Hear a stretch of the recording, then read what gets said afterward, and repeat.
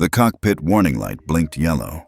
"Captain, we've lost satellite sync. Primary navigation just dropped." There was a long pause. "Switching to manual," the co-pilot said. Tension rippled through the flight deck. Beneath them, 30,000 feet of cold European sky. Inside the cabin, seatbelt signs remained on. A few flight attendants exchanged looks, nervous, unspoken. And somewhere in row 32E, squeezed between a humming businessman and a crying toddler, Naomi Everett sat completely still, her leather bag tucked neatly under the seat, her tablet glowing dimly on her lap. No one looked her way. No one even noticed. But the system she created, the one guiding over 140 airlines worldwide, had just blinked into silence. Because of one call. 5 minutes ago. Tell us where you're watching from if you've ever seen someone dismissed until the world needed them. 8 minutes earlier, Munich International Airport, Gate 18B. Naomi stood patiently in the first-class boarding line, her hands folded neatly over her carry-on. She wore a long navy coat, simple pearl earrings, and soft leather loafers. She looked calm, elegant, but not expected. The gate agent, young and efficient-looking with a glossy bun and immaculate red lipstick, glanced at Naomi's boarding pass, then at Naomi. She hesitated. "I'm sorry, ma'am," she said, voice polite but distant. "This line is reserved for first-class passengers." Naomi tilted her head gently. "I am a first-class passenger, seat 2A." There was a beat of silence. The woman's smile didn't falter, but it sharpened, like a blade that had just been turned. "Would you mind stepping aside for a moment? There might be a seat change. Just a quick check." Behind her, passengers waited. A man in a gray suit adjusted his watch and scowled at Naomi as if she were holding up his entire life. Another woman whispered something, clutching her designer tote closer to her body. Naomi stepped aside, quiet, dignified, invisible. The gate agent did not look at her again. She looked at the man with the watch and beamed. "Right this way, Mr. Campbell. You're in 2A." It wasn't a mistake. It wasn't a system error. It was deliberate. Naomi didn't sigh, didn't scowl. She reached slowly into her coat, pulled out her phone, and unlocked it with her fingerprint. Her fingers tapped a familiar interface, one the gate agent wouldn't recognize even if she saw it. User N. Everett. Level 7.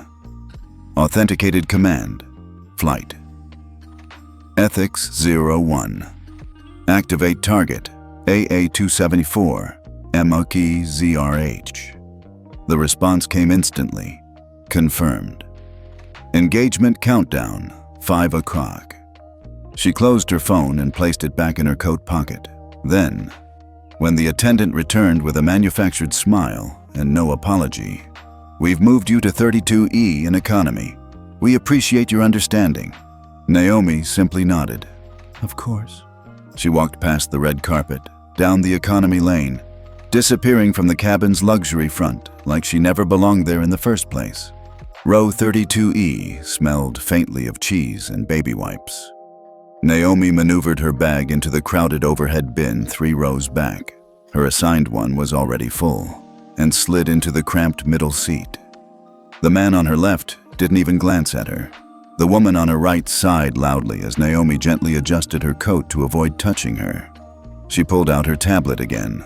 A soft green light blinked. 2:42 minutes remaining. Far ahead, in seat 2A, the man who took her seat leaned back comfortably and ordered a gin and tonic.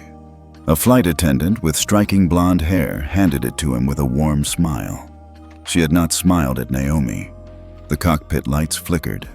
"Captain, we've lost Novaline satellite confirmation. We're flying blind. Try backup positioning." Already engaged. Switching to Zurich hold pattern. Notifying tower.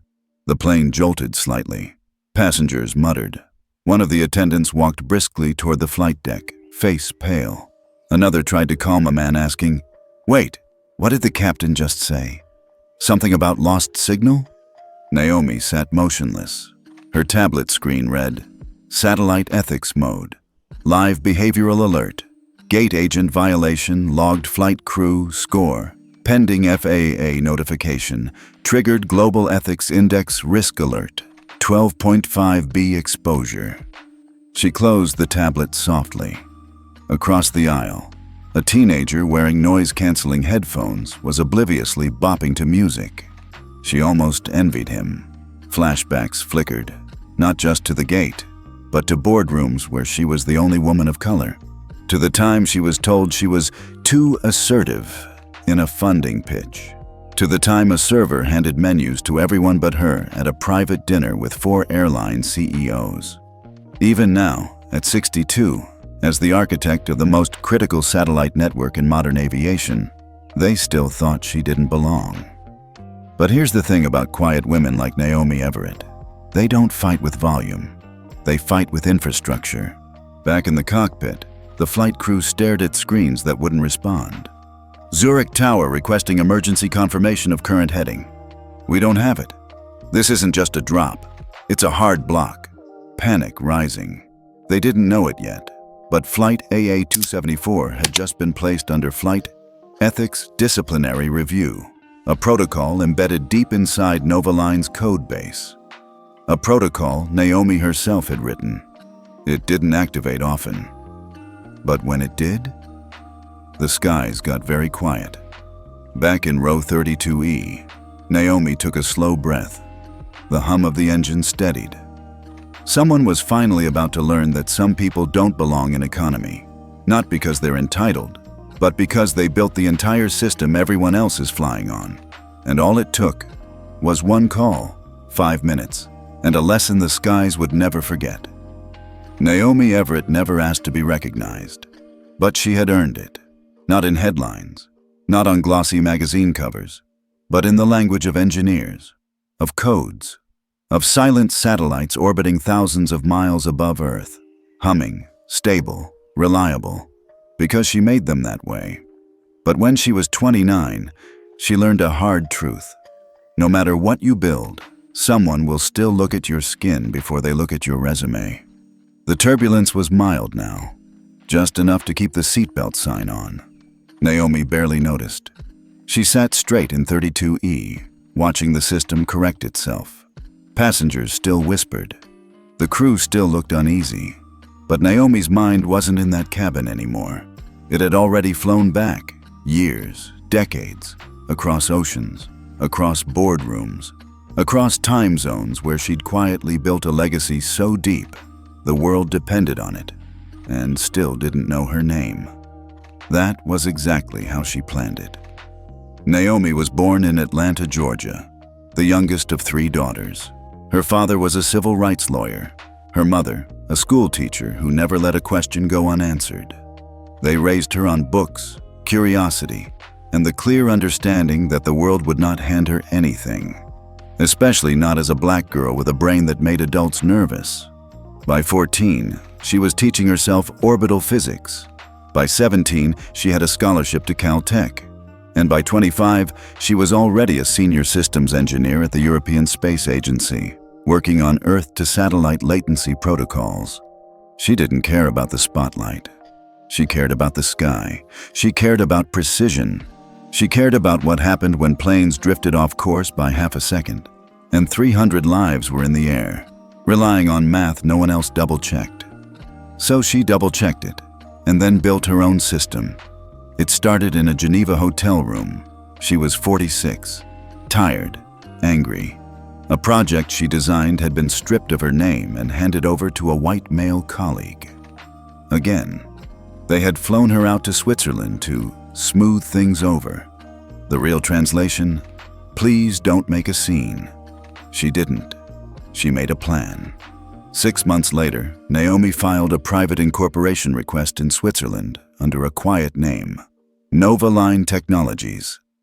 Its stated purpose? Civilian Geospatial Coordination Systems.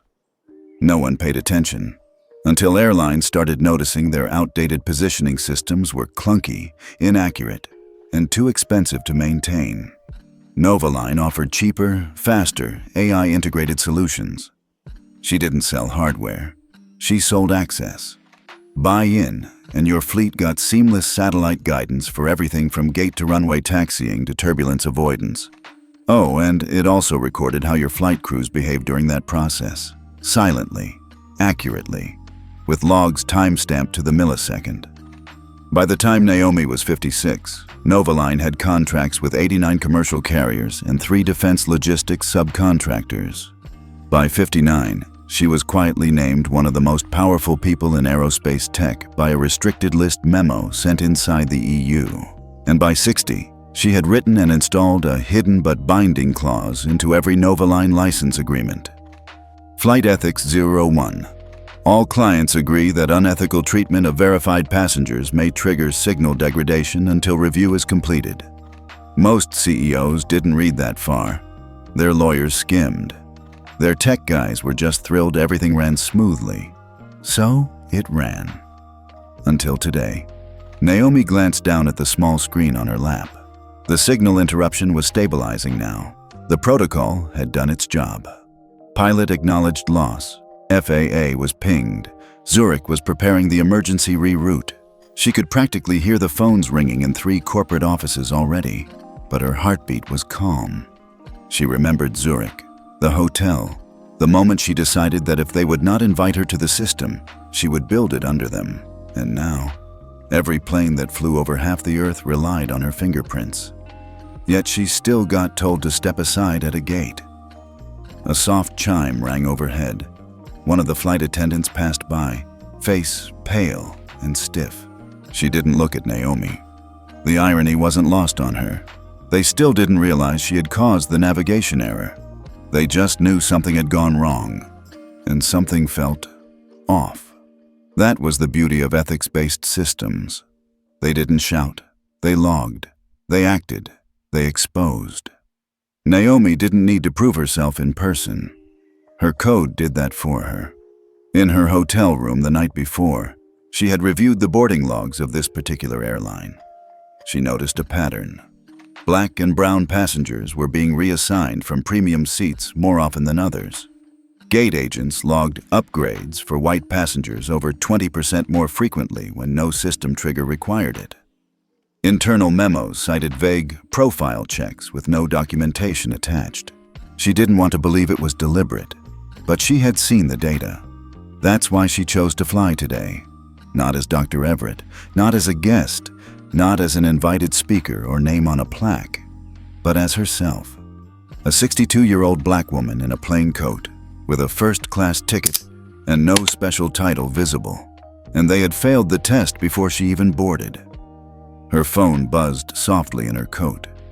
A message from her assistant, Lena, back in Geneva. Lena, 11:14 a.m. Just got word, Zurich control is escalating. Want to confirm before we freeze expansion contracts? Naomi typed back, Naomi, 11:16 a.m. Wait, let's see who learns first. Another soft chime overhead. This time, a voice. Ladies and gentlemen, we'll be making a precautionary landing in Zurich due to a technical navigation issue. There is no cause for alarm. Passengers sighed. A few groaned. Someone muttered, "These damn systems. Always breaking down." Naomi didn't blink. She thought of her mother. Of the day she mailed Naomi a copy of the Montgomery bus boycott articles. Naomi had been 12. She asked, "Why didn't they just take a different seat?" Her mother smiled gently and said, "Because some seats aren't about where you sit. They're about whether you stand for yourself." That stuck with her. She never forgot it. And now, 60 years later, Naomi Everett was still being told where she could and couldn't sit. So she built a system that would make sure next time they wouldn't get to decide. The plane began descent. Naomi looked out the window now. Switzerland shimmered below. Her city, her sky, her signal. The satellite that hovered above the continent, maintained, calibrated, and controlled by the team she trained, was slowly restoring the route. And deep inside the logs of Flight A274, the gate agent's face had already been recorded. The facial match, the timestamp, The boarding lane interaction. Everything. Because Novaline didn't just guide planes. It watched who they stepped on to get off the ground. Naomi Everett didn't need champagne. She didn't care for hot towels or silverware or seatback menus written in 3 languages. What she wanted was respect. But somewhere between the gate and the seat, they said she didn't belong in. That disappeared too. Row 32E was cramped, loud, and smelled like stale snack mix. Naomi sat between a man chewing gum with his mouth open and a teenage girl watching TikToks at full volume, earbuds dangling uselessly around her neck. Nobody spoke to her, not the flight attendant, not the man in the aisle seat who grunted when she accidentally bumped his elbow trying to sit. Certainly not the elegant blonde in 2A sipping from a glass of champagne in the seat that was once hers. Naomi didn't expect sympathy, but she did, at the very least, expect basic humanity. That too had apparently been downgraded. 10 minutes into the flight, the drink cart rattled its way down the aisle. The flight attendant, a younger woman with a thick braid and impatient eyes, stopped at their row. She gave the teenager on the window seat a bright, "Hi there, sweetie. What can I get you?" Then turned to Naomi and asked flatly, "Water or juice?" Naomi glanced at the cart. "I'd like some green tea if possible." The woman blinked, then smirked. "Green tea's for business and first. We have water or apple." Naomi didn't flinch. "Water's fine." The cup was handed to her with a plastic smile. No napkin, no eye contact. She noticed the man in the aisle seat, who'd earlier muttered something about too many people flying these days, had a small can of sparkling water with a lemon wedge. He hadn't asked for it. He'd just been given it. Naomi looked at the label, then back at her own lukewarm paper cup. She noticed everything. Behind them, someone coughed twice, sharp, dry. No one responded. A few rows back, a toddler began crying again. Another attendant rushed past Naomi's row without acknowledging the child or the mother trying to soothe her. There was no warmth in this cabin, no service, only procedure, stretched thin. Unless, of course, you were in row 1 through 5. Naomi rested her fingers lightly on her tablet, tucked inside her seat-back pocket. It was still recording, still running quietly in the background. Flight ethics mode. Engaged, crew behavior data. Logging. A soft prompt appeared. Log observed passenger treatment. Discrepancy in beverage service? Yes, no. She tapped. Yes. Related to status, class, race, or profile? Select all that apply. She tapped class and race. Continue observation? Yes. Naomi wasn't angry. She was exhausted. She remembered a woman from her youth, an older black teacher who once told her, "When the world won't see you, don't shout. Just build something so big they trip over it trying to ignore you." Naomi had done that, but still, here she was, ignored, pressed against the wall, her tray table jammed, her knees up to her ribs, and all for the sin of not looking like someone they thought belonged in 2A. Across the aisle, she noticed another woman, mid-50s, brown-skinned, maybe from Senegal or Ghana. Raising her hand hesitantly, "Excuse me," the woman said softly. "Can I please get a blanket?" The same flight attendant who had denied Naomi tea looked over, didn't smile. "I'll check," she said flatly, and disappeared. She didn't return. 10 minutes passed, then 15. Finally, a white woman 2 seats over flagged down another attendant. "Hey, could this lady get a blanket?" she's been asking. That one nodded, disappeared, and returned in under 30 seconds, warm blanket in hand. The woman across the aisle mouthed a thank you to Naomi. She had noticed Naomi watching. Naomi gave a slight nod back. She wasn't alone, but they were all being told the same thing, quietly, efficiently. "You're less. We see you. But only when we have to." The seatbelt sign lit up. Mild turbulence. A soft announcement crackled overhead. "Ladies and gentlemen, We're encountering slight delays in satellite coordination. Nothing to worry about." Naomi raised an eyebrow. That wasn't the flight crew speaking. It was the system. Her system. Nova Line had shifted positioning feeds, just enough to force the flight onto a less efficient routing path, just enough to trigger a mid-flight technical hold with Zurich Tower. The captain would have no choice but to descend early. Everything was unfolding beautifully. She wasn't sabotaging the flight. She was sending a message, and the system would keep that message on record. She wasn't here to cause chaos. She was here to observe what happened when nobody thought she had power, and so far, it was exactly what she feared, what she had built Nova Line to identify. Flag, correct. The flight attendants passed again. This time, one of them paused at Naomi's row. She looked down at Naomi's lap. "Please secure all devices in airplane mode."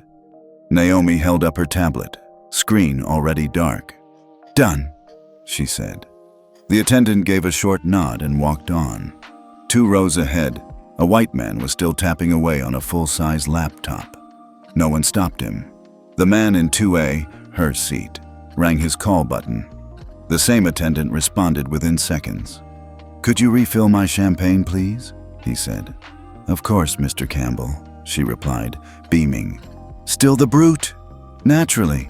Naomi closed her eyes, not in anger, in calculation.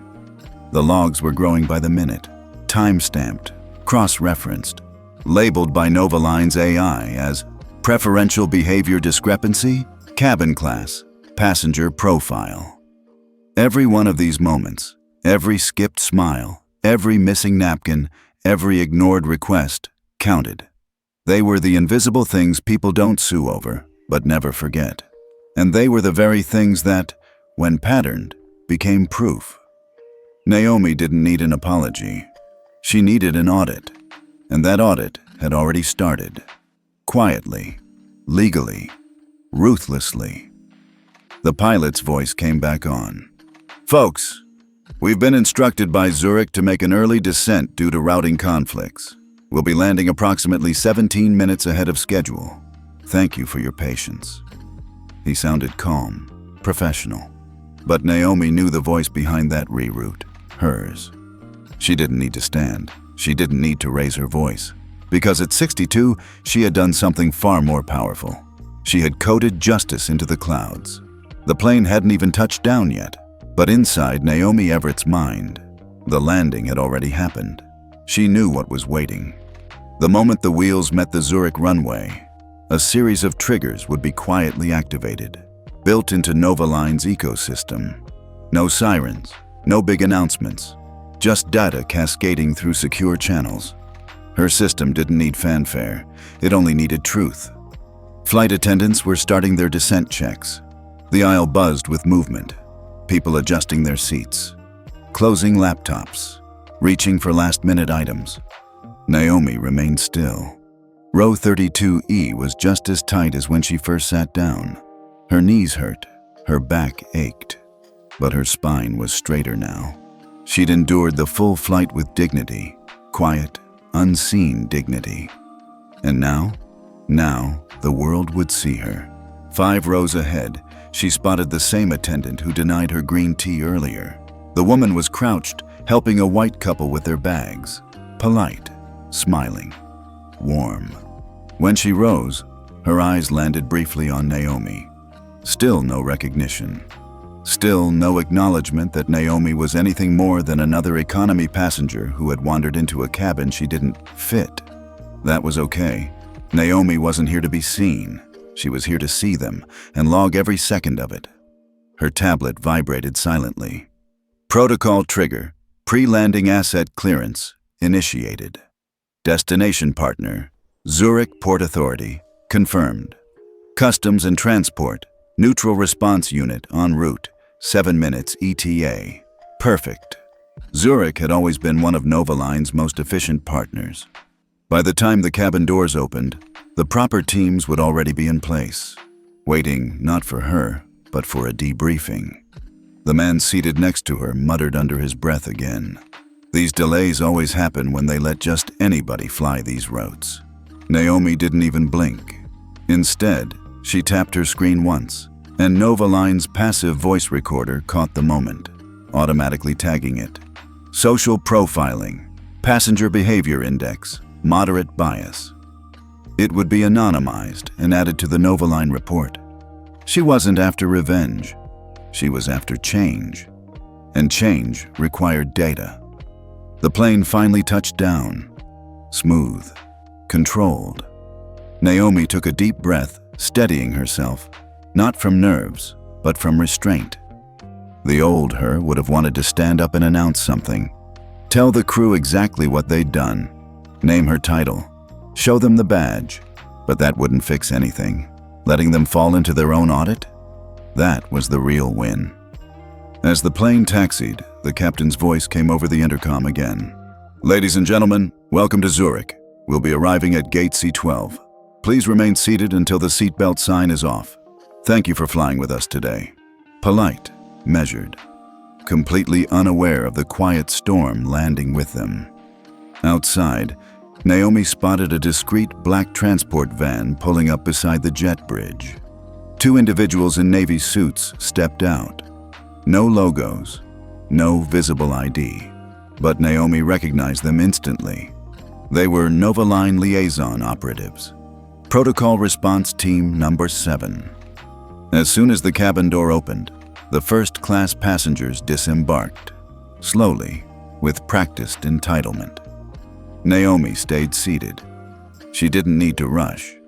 Eventually, a female crew member came down the aisle to check for remaining passengers. She paused at Naomi's row. "Ma'am, you're free to disembark now." Naomi looked up slowly. "I'm waiting for my team." The attendant blinked.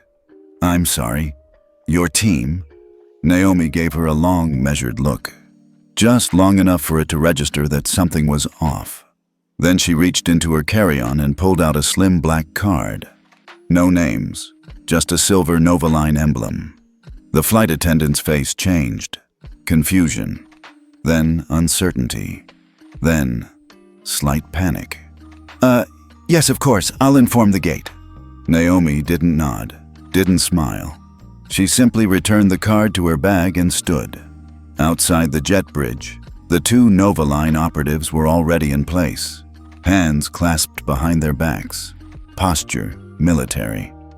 "Dr. Everett," one said, inclining his head, "welcome to Zurich. We've secured a private terminal suite." "Thank you, Rami," Naomi replied. "We'll debrief in 30 minutes. I want cabin footage, service logs, and passenger profile cross-checks pulled and correlated by then." Already underway. The flight attendant peeked through the glass, watching, her brow furrowed. Naomi didn't look back.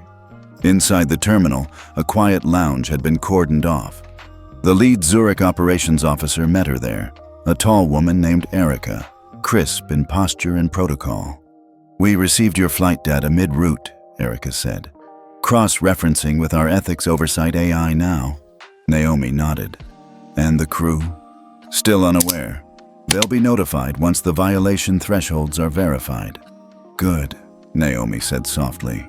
"They'll learn something today." The screen behind them flickered to life. Footage from the flight began to play. The moment Naomi was redirected from 2A. The refusal of green tea. The dismissive tone. The ignored request from the African woman. The champagne refill for the white passenger in her seat. All time-stamped, all logged, and all connected. Novaline Confidence Index, 91% certainty of class-race interaction bias. Crew behavior score, 3.2, a 10. Erica turned to her. "Would you like to file formal citation?" Naomi shook her head slowly. "Not yet. I want the airline to initiate voluntary review first. They'll know it's me when they see the logs."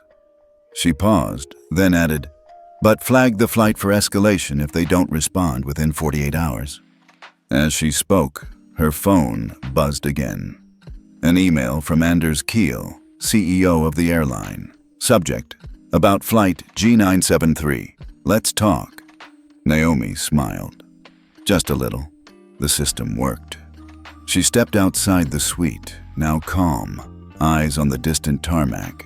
Passengers from her flight were still collecting their luggage, laughing, chatting, complaining about the delay.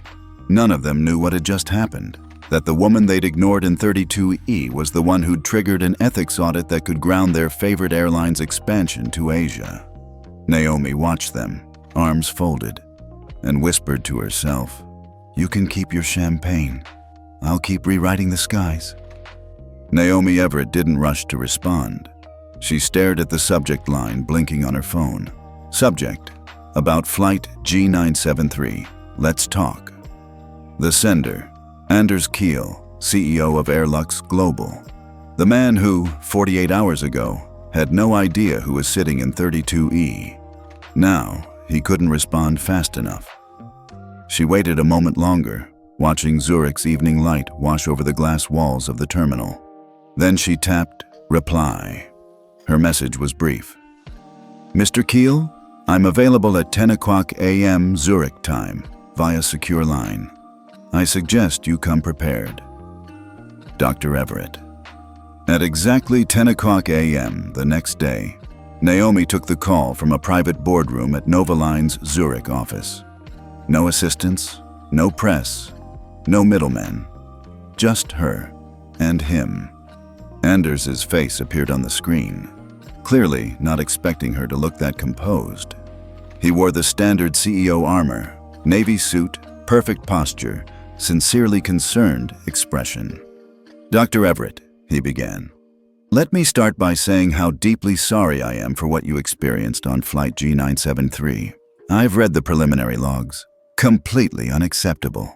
Naomi let him speak, didn't interrupt. She wanted to see how far he'd go without prompting. "We've already launched an internal review. The crew in question has been suspended pending investigation, and I'd very much like to discuss how we can make this right." She tilted her head, voice steady. "Make this right? For me?" Anders hesitated. "Well, yes. You were personally—" "I'm not interested in an apology basket, Mr. Kiel." He shifted in his seat. "Of course. I didn't mean to suggest." Naomi leaned forward slightly.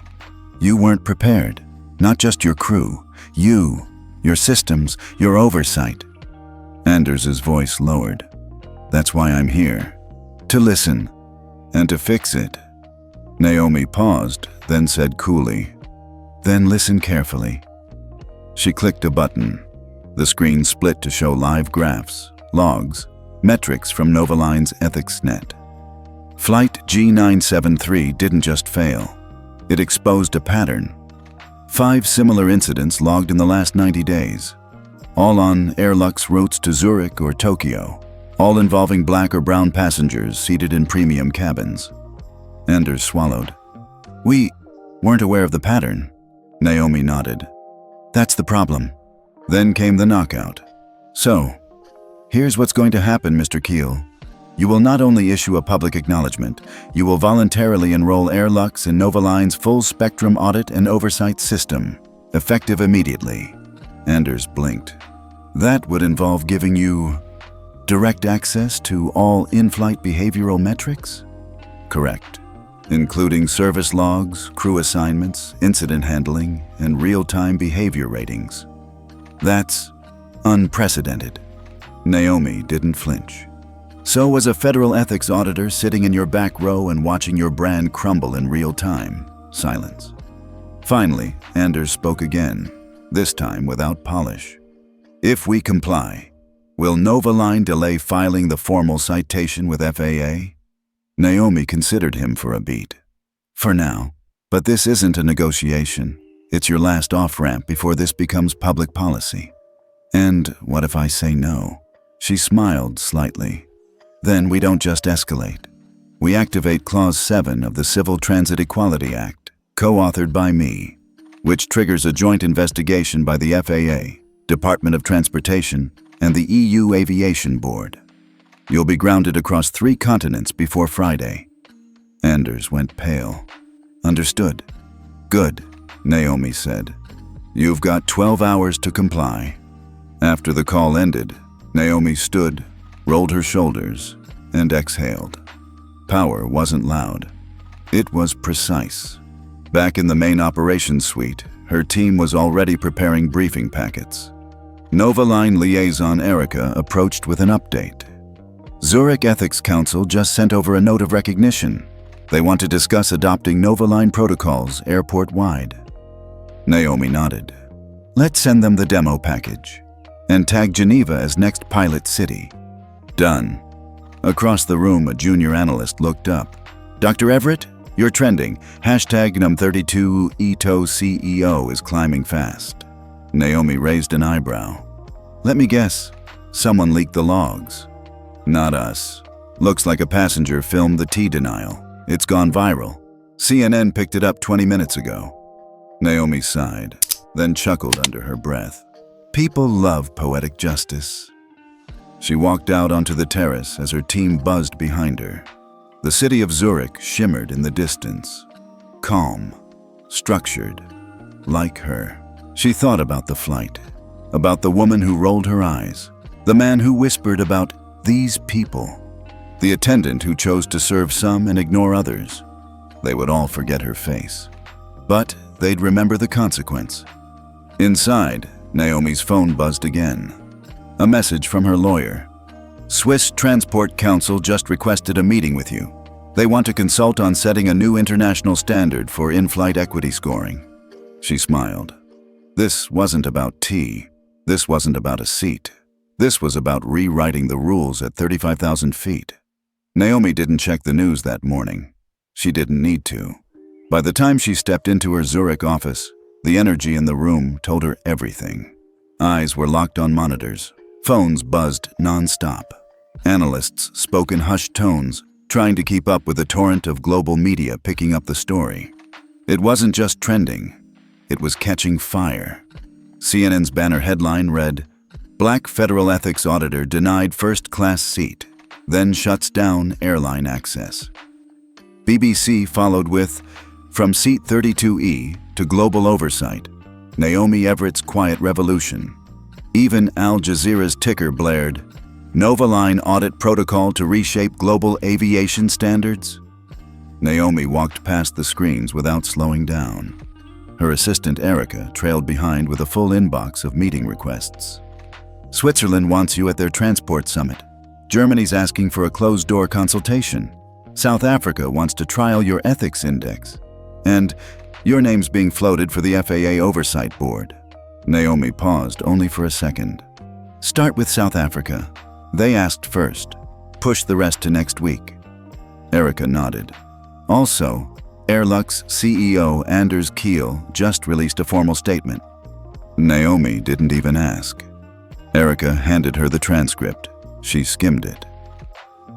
We acknowledge systemic gaps in equitable passenger treatment. Grateful to Dr. Everett for exposing the blind spots. We'll implement Novaline protocols across all international routes. Effective immediately. No denial, no spinning, just surrender. Smart man. But the biggest shift wasn't the headlines.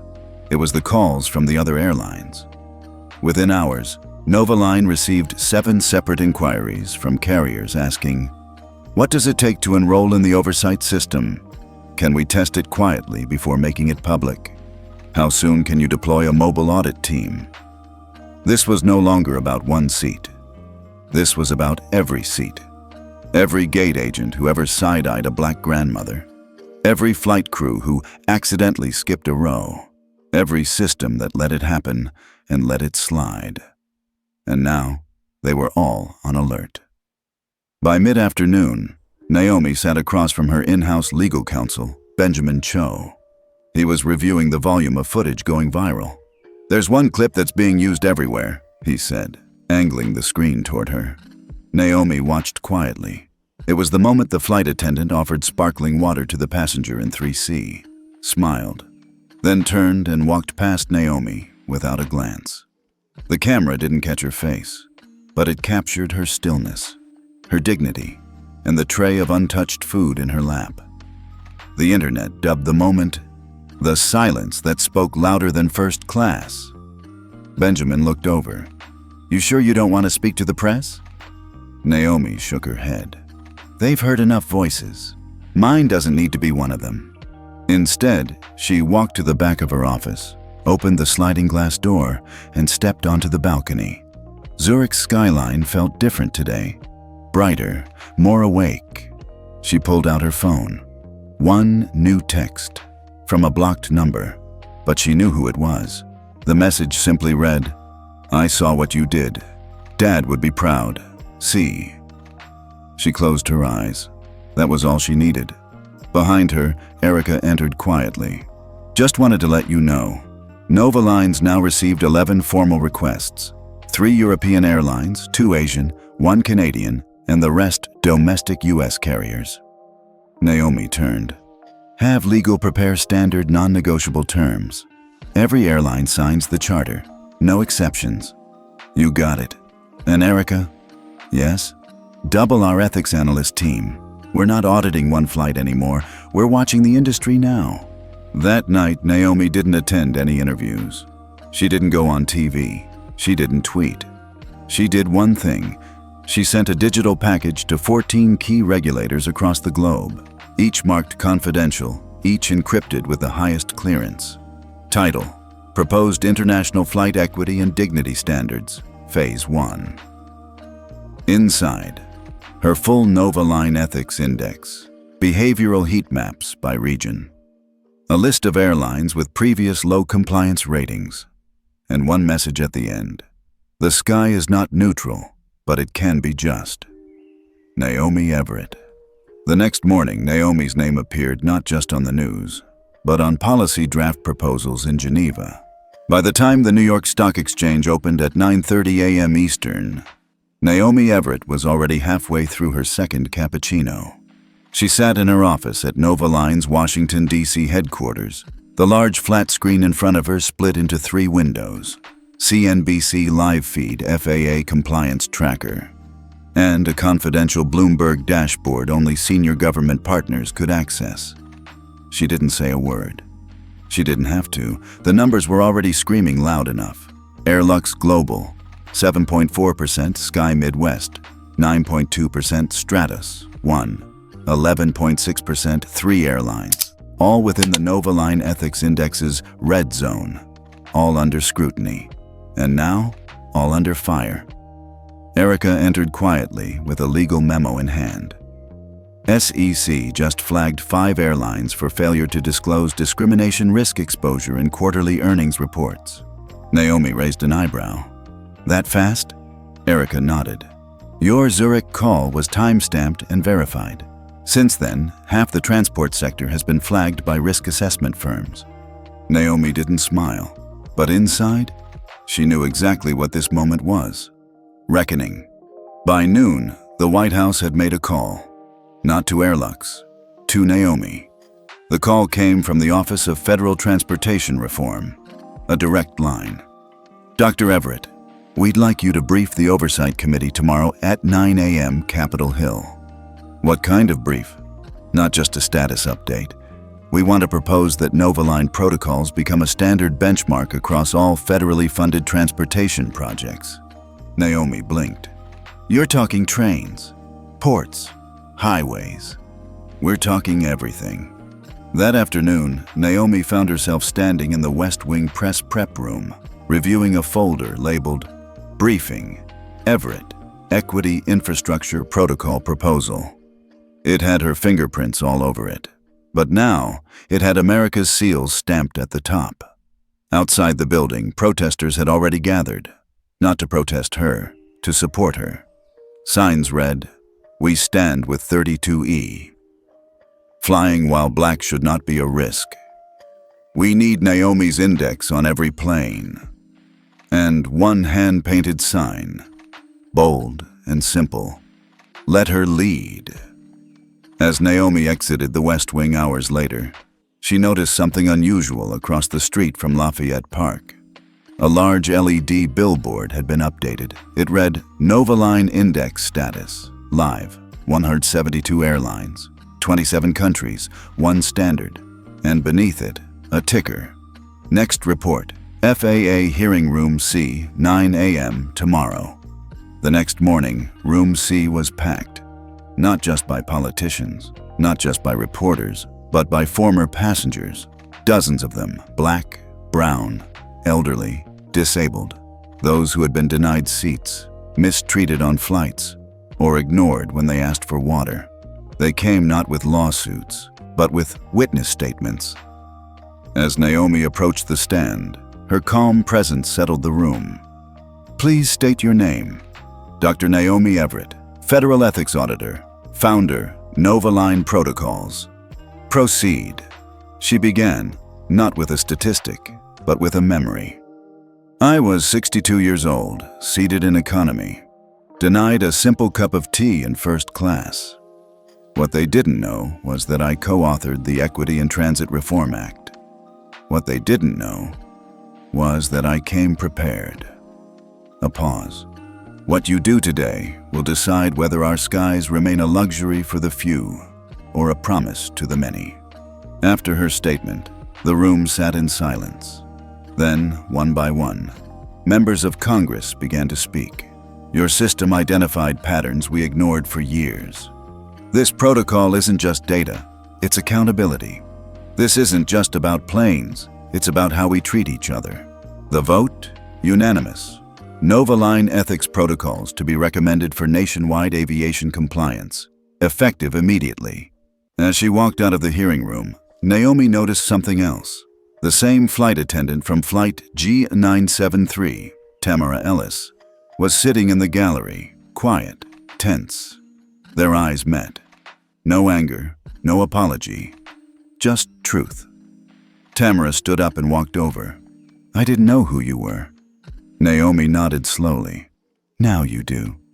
Do you hate me? Naomi didn't answer right away. I don't have time to hate. I'm too busy building something better. The next day, Airlux posted a follow-up press release. We have officially adopted the Novaline Index as our primary internal evaluation system. We will retrain 12,000 crew members and issue annual public equity reports. And we thank Dr. Everett for turning a quiet injustice into a global correction. Back in her office, Naomi stared out the window at Capitol Hill glowing in golden light.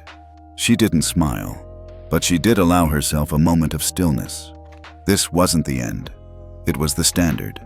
And finally, they knew. First class isn't a seat. It's how you treat people. Naomi Everett hadn't expected the emails to start at 3:04 a.m., but when they did, they came in fast. Not hate mail, not death threats, job offers. The first was from a major airline in Asia. We'd like to appoint Dr. Everett as Global Ethics Director with full executive powers to implement the Novaline Protocol. Compensation starting at 7.2 mm annually. The second came from a private equity group. We'd like to acquire Novaline, roll it into a smart travel compliance platform. Full buyout, 480 million valuation. And the third wasn't an offer. It was a warning. We believe Novaline's framework could destabilize multiple aviation partnerships. Tread carefully. We have lobbyists too. By sunrise, Naomi was already dressed and sitting at her kitchen counter in her DC townhouse. A hot mug of Kenyan tea sat untouched. She was reading through something far more important than money. Letters, dozens of them. From flight attendants, from pilots, from passengers. One from a woman named Delia in Houston stood out. They told me I wasn't first-class material. But when I saw your face on the news, I cried. Not because you won, but because someone finally said what we've all been thinking. We belong too. That was the moment Naomi knew. She couldn't take the money. She couldn't sell Novaline. She couldn't let someone else hold the pen. She picked up her phone and called Erica. I want to set up a nonprofit division. No one gets to own this system. Not even me. What will you call it? Naomi looked out the window. Washington Monument in the distance. Flight Equity Alliance. By the end of that week, Novaline transitioned into a public interest platform. The protocol was now open source, available for regulators, available for watchdogs, available for passengers. But that didn't stop the pressure. A week later, Naomi received a closed-door invitation to the World Transport Forum in Geneva. They wanted her to keynote. They wanted to name her ethics chair of the new Global Aviation Council. And yet, they wanted something else too. We'd like you to moderate the index, so it doesn't destabilize our partners. Naomi stared across the table. A dozen CEOs, a few prime ministers, too many egos. Let me be clear, she said. I didn't build this to keep your partnership safe. I built it to keep passengers safe. Silence. If your systems can't handle that, then maybe it's your systems that need changing.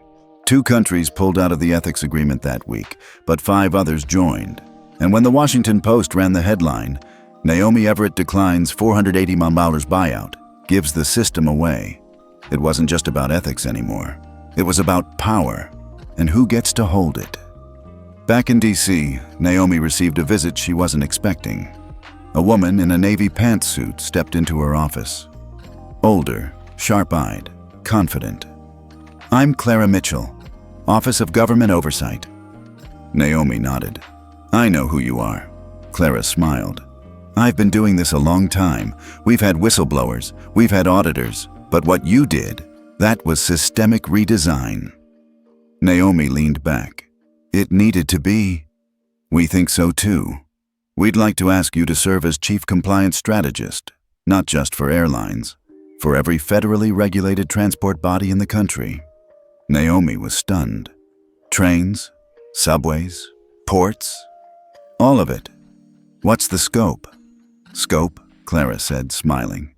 We're talking about changing the DNA of how people move in this country, and we want your fingerprint on every part of it. Naomi didn't answer right away. That night, she walked through Lincoln Park, wrapped in a long coat, the air brisk and clean. Kids played near the benches.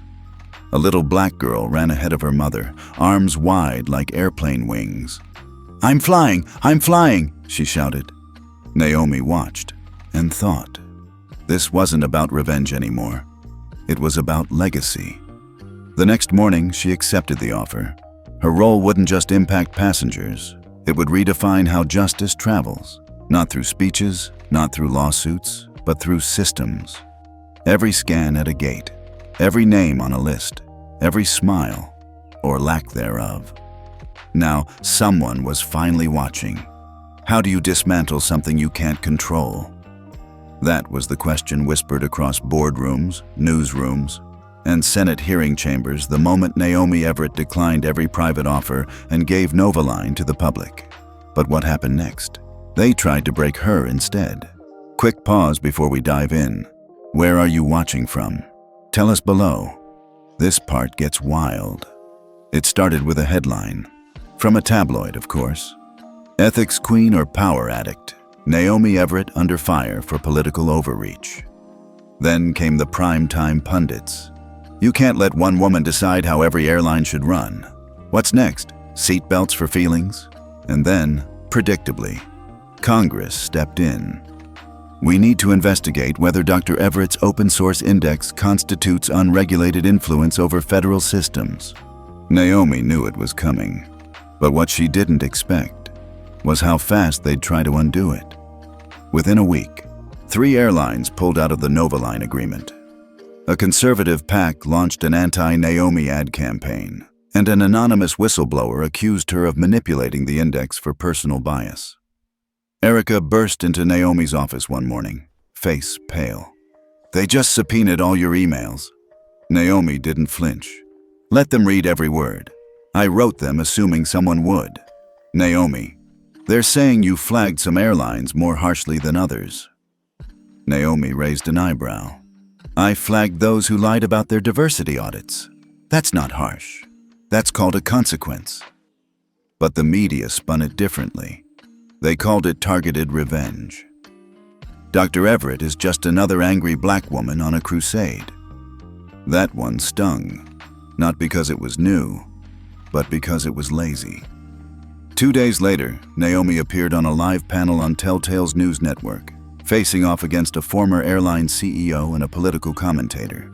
The lights were hot, the crowd tense. The moderator leaned in. Dr. Everett, are you weaponizing ethics? She leaned forward. If ethics feel like a weapon to you, maybe it's because you've built something that can't survive accountability." The room went silent. And then, applause. But just when the heat was peaking, something happened that changed everything. Flight A702, a red-eye from San Francisco to Charlotte.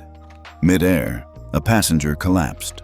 Flight crew refused to move the first-class doctor who offered to help. Why?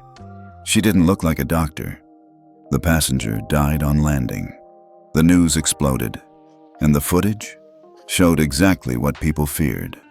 The doctor, a young black woman, begged to help. The crew waved her off, even laughed. Within 48 hours, FAA opened a full investigation. Over 40,000 complaints flooded Novaline's ethics portal. Hashtag had let her help trended worldwide. And Novaline's Passenger Justice Index became the #1 downloaded civic app in the country. And just like that, Naomi was no longer a talking point. She was a solution. The president made a national address the following day. "We've ignored the ethics of travel for too long. Thanks to Dr. Everett and the Flight Equity Alliance, we now have a system, not a suggestion, that can restore dignity to the skies." Naomi didn't celebrate. She cried, not for herself, but for the woman who died. She spent that weekend updating the Novaline Index manually, line by line. She added a new protocol: emergency override, passenger medical intervention. Any qualified medical professional offering assistance shall be prioritized, regardless of seat class, race, attire, or appearance. Monday morning, she posted a personal letter online. "The skies are not a runway for privilege. They're a lifeline for families. If one more person dies because we choose comfort over character, then we've failed the contract of public service." The post was shared 4.2 million times in 24 hours. By Tuesday, 3 more major airlines rejoined the Novaline agreement, and the Senate dropped their investigation. But Naomi knew the war wasn't over. Only the first storm had passed. The next would be deeper and darker, because now the whole world was watching. It wasn't the hate mail that made Naomi pause. It was the silence. The kind that came after winning a battle, only to realize the war had dug deeper. A week after the public apology from Skyfront Airlines and the emergency override policy went live, something strange happened.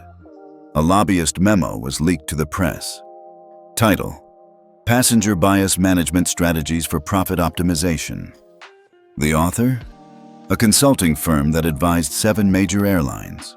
The document detailed how selective boarding policies and appearance profiling could be used to maximize premium class margins while subtly excluding high-risk demographics, code for black and brown passengers. And buried in the footnotes was this: do not engage Novaline recommendations unless contractually obligated. Ethical compliance is not profitable. Naomi's hands trembled. She reread the line 3 times. It wasn't ignorance. It was intentional. She met Erica at their shared office the next morning. "This is bigger than a few bad crew members," Naomi said. "It's a business model. They're optimizing racism." Erica looked up from her phone. "And here we thought we were changing the system. Turns out, we're just scratching the surface." That same day, Naomi received a formal subpoena. She was being called to testify at a federal transportation ethics hearing. Not as a target, as a witness. The hearing would be public. Cameras, journalists, executives, and one woman who'd had enough. 3 days later, Naomi stood at the marble steps of the Capitol. Press swarmed her. One question cut through the chaos. "Dr. Everett, what's the goal today?" She looked straight at the camera. "To show you what happens when profit gets a seat in first class and ethics are left at the gate." Inside the hearing chamber, the tension was electric. Senator Kearns, chair of the committee, nodded. "Dr. Everett, we've read your report, but now we'd like to hear what the system doesn't show." Naomi stood, voice steady. "The system shows what you allow it to see. Novaline measures ethics, but what it can't measure is greed disguised as strategy. She clicked her remote. Behind her, a screen lit up with slides from the leaked memo. These are not outliers. These are blueprints, documents used across multiple carriers to justify policies designed to look neutral, but land with lethal consequences. She paused. You want to talk about numbers? Let's talk about how appearance-based escalation policies led to 12,412 first-class denials in the past 18 months, 82% of which were passengers of color. The room fell silent. An older executive tried to interrupt. Dr. Everett, surely you're not suggesting this is deliberate. She didn't flinch. I'm not suggesting. I'm proving. What followed was a 47-slide walkthrough of discrimination algorithms embedded in boarding apps, crew training material, and bonus structures that rewarded quiet compliance. By the end, even the most skeptical faces looked uneasy. Then Senator Kearns leaned forward. So, what are you recommending, Dr. Everett? Naomi took a breath. This was the moment. That we pass the Fair Skies Act, a law requiring all federally partnered airlines to implement Novaline protocols by default. No more opt-in and no PR games. No more ethics as decoration. The CEO of North Continental Airlines stood up. This is a dangerous overreach. You're trying to regulate bias with a scorecard. Naomi looked him dead in the eyes. No, I'm regulating how many more black doctors die in coach because someone didn't like their shoes. The hearing ended in thunderous applause. It wasn't unanimous, but it was decisive. By that weekend, 214,000 citizens had signed a petition for the Fair Skies Act. 3 senators flipped their votes. And every airline that had previously withdrawn from Novaline quietly reached out to reopen talks. But that night, Naomi sat alone in her office, lights off, just the glow of her computer screen. She was watching a video. A little black girl with glasses, no more than 7, was boarding a plane. The gate agent bent down to her level and smiled. You're the one who helped make this, right? The girl nodded shyly. She was wearing a tiny pin that read, My aunt is Naomi Everett. Naomi smiled through tears. That's why she fought.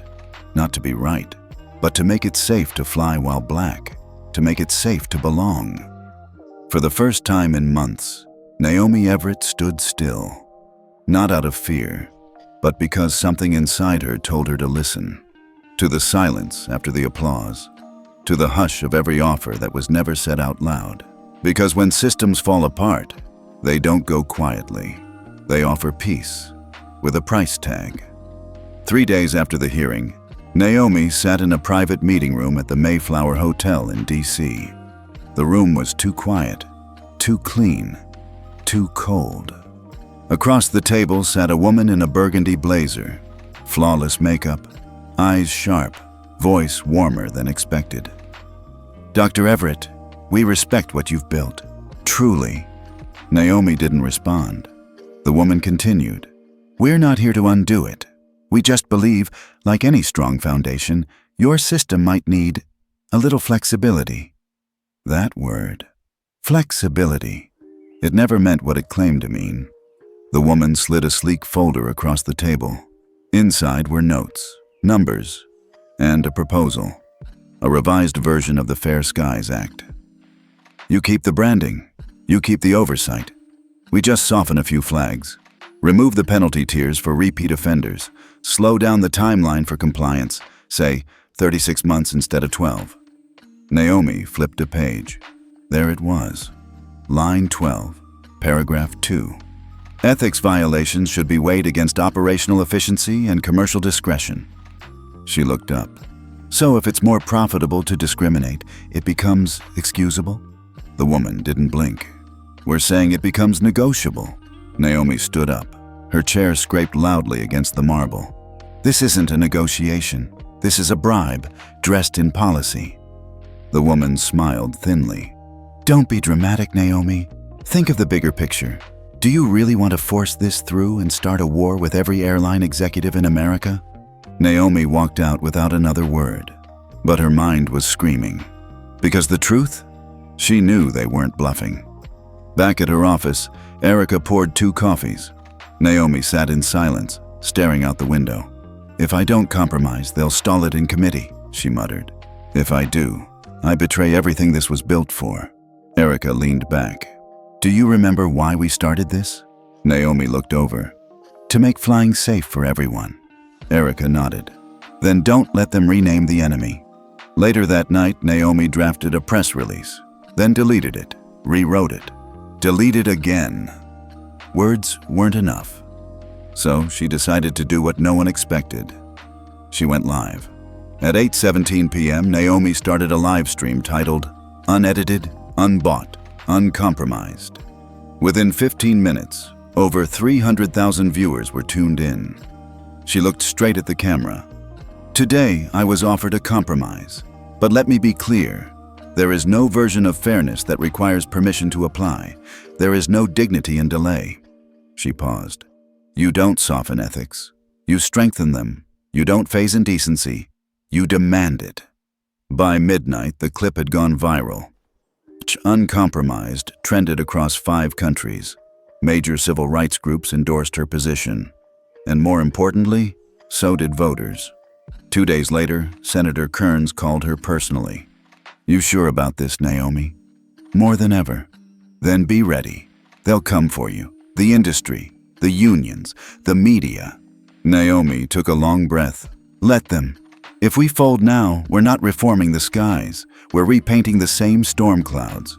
On the floor of the Senate, the original version of the Fair Skies Act was introduced. Unaltered. The debate was heated. Partisan, personal.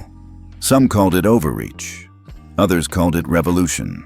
But the swing came from public pressure, emails, protests, letters from flight crews themselves. One pilot even read Naomi's live stream into the congressional record. When the vote finally happened, it passed. 52 to 48. Barely. But history doesn't ask how many votes. It just asks who was brave enough to keep counting. The Fair Skies Act was signed into law on a Thursday morning. Outside the Capitol, hundreds gathered.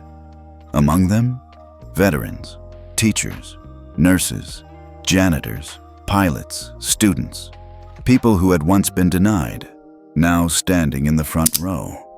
Naomi wore no makeup, no badge, just a simple navy suit and the original Novaline pin on her lapel. As she stepped to the podium, she held up a folder. "This is the final version. No edits, no clauses, no exceptions." She paused. "This isn't the end of discrimination, but it is the end of pretending we don't see it." After the applause faded, a small girl walked up to her. Same one from the plane video.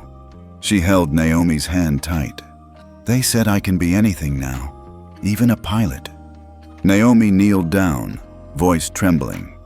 "You always could. Now the sky knows it too." The air over Geneva was clear that morning, sharp, alive. The kind of crispness that made even the oldest wounds feel a little cleaner, a little less permanent. Naomi Everett stood alone at the glass terrace of the Novaline headquarters. She wasn't wearing her usual navy suit. No broadcast-ready blazer, no strategic pin. Just a white button-down tucked into dark jeans, her silver-streaked curls swept gently by the wind. This was not a press day. This was a legacy day. Inside, the boardroom buzzed with preparation. The final contracts were being laid out. Signatures had been gathered across 3 continents, but one name was missing, hers. Because today, she would relinquish ownership.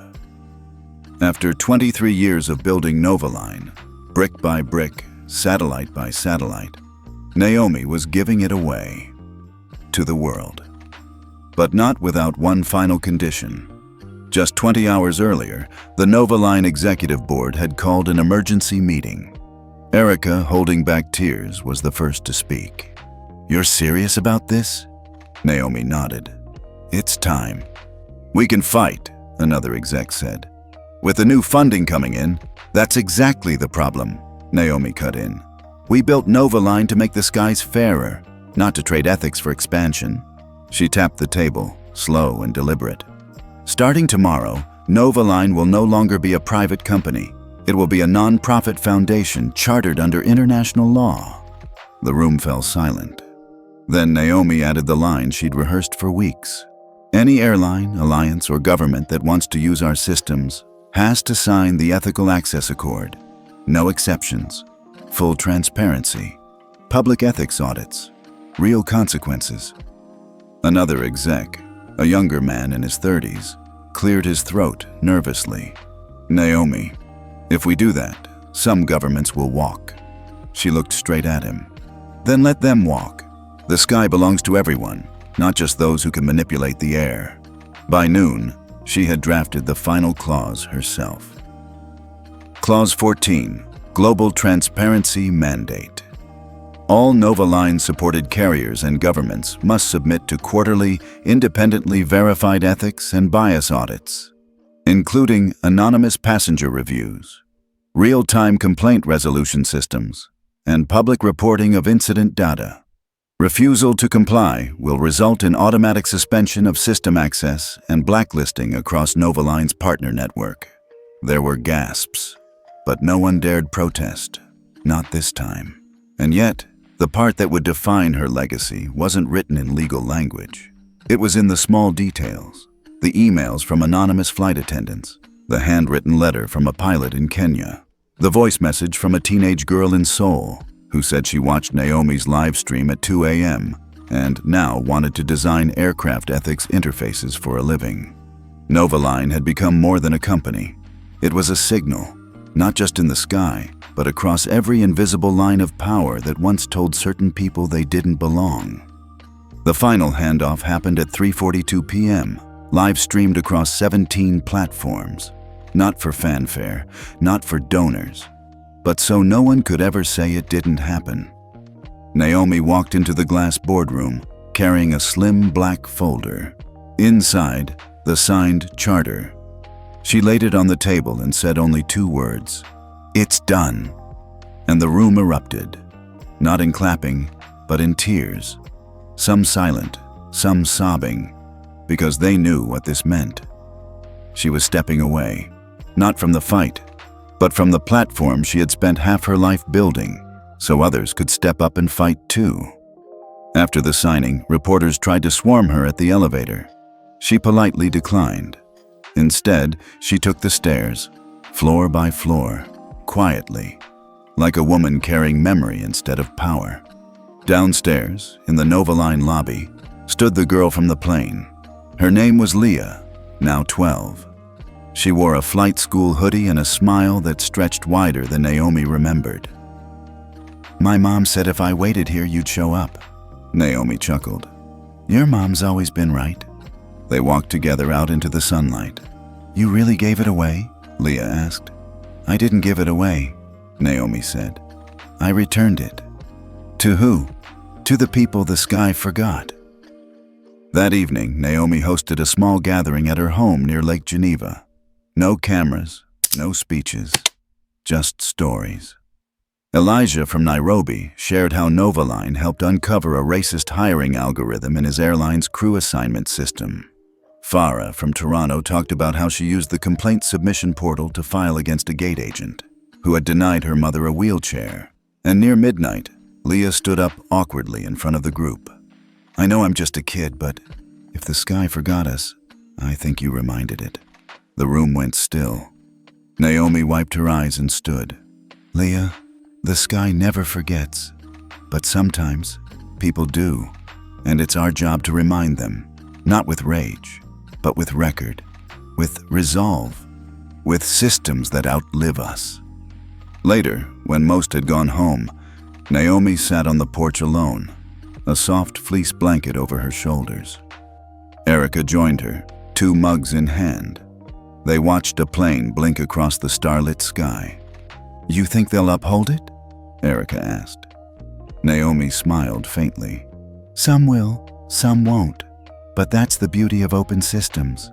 Every time they fail, we'll see it, we'll know it, and we'll have proof." "So what now?" Erica whispered. Naomi looked up at the stars. "Now, we teach the next generation to demand receipts." A week later, Novaline released its first Flight Justice Index, a live, public scorecard of ethical behavior by every participating airline. The site crashed in 2 hours from traffic.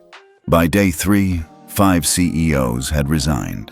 And for the first time in history, passengers began booking flights based not just on price or comfort, but ethics.